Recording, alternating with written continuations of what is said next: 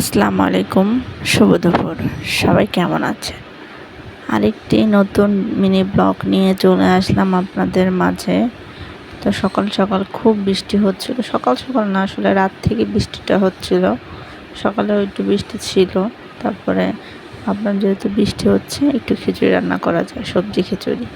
তো এই জন্য সব কিছু গুছগাছ করলাম। আমি চাল ডাল ধুয়ে এখানে ঝরা দিয়েছি। তারপর চুলায় আমি বসে দিয়েছি সবজিটা ভালো করে কষিয়ে নিয়ে চাল দিয়েছি।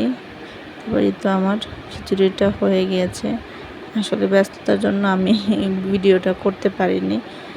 যাই হোক, তো এখানে আমি আবার পেঁয়াজ কুচি করে রেখেছি। পেঁয়াজ রসুন, যেহেতু আমি ভর্তা করব, খিচুড়ির সাথে ভর্তা না হলে তো চলেই না, তাই না?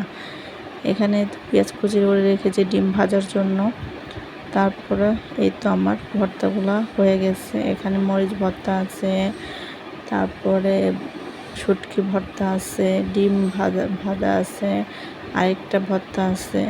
তো তোমরা আজকে দুপুরে কে কী দেখিয়েছো অবশ্যই কমেন্ট করে জানাবে।